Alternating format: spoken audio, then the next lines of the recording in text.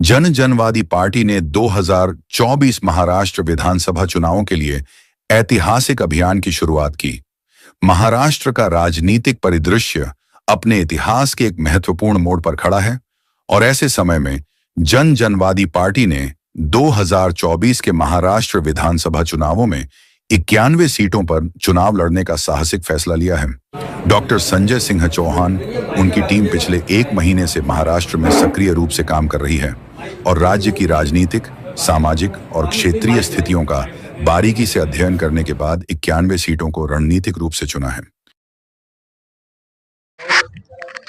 यह हमारे लिए एक ऐतिहासिक क्षण है और महाराष्ट्र के चुनाव में जनवादी पार्टी का यह पहला चुनाव है।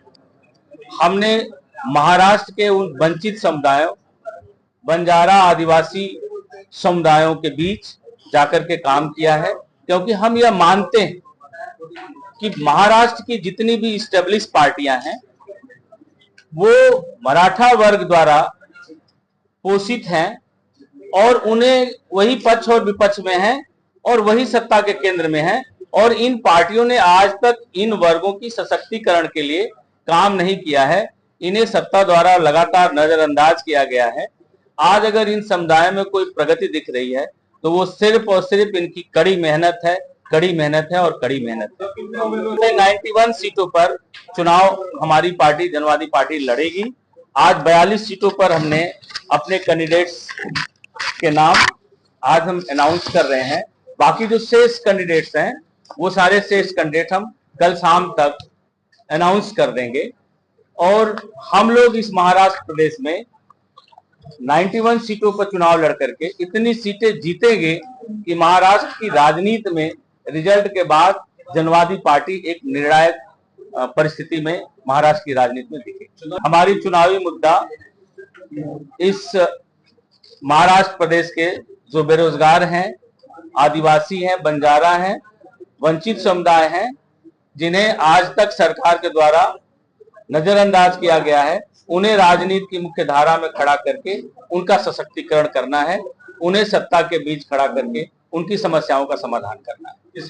मेरी पार्टी स्वतंत्र रूप से यहाँ पर चुनाव लड़ रही है। हमारा किसी से गठबंधन नहीं है और चुनाव बाद में हमारा किसी से कोई गठबंधन नहीं रहा। 91 की लिस्ट में मराठा समुदाय से कोई नाम नहीं है, लेकिन हम लोगों ने ये तय किया है कि 91 के बाद जो भी प्रयास है, अभी बातचीत चल रही है, कुछ लोग हमारे उम्मीदवारी में भी मराठा समुदाय से भी होंगे।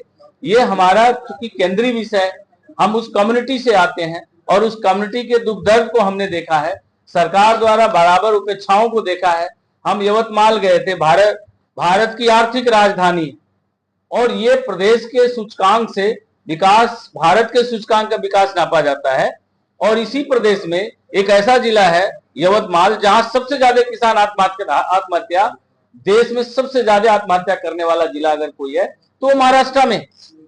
किसान कपास का दाम नहीं मिल पा रहा है, सोयाबीन का दाम नहीं मिल पा रहा है, सस्ती उनको बीज नहीं मिल पा रही है, दवा नहीं मिल पा रही है, कर्ज में डूब जा रहे हैं, बिचौलिए उनकी सामान लेकर के खरीद ले रहे हैं और उन्हें समर्थन मूल्य भी नहीं मिल पा रहा है।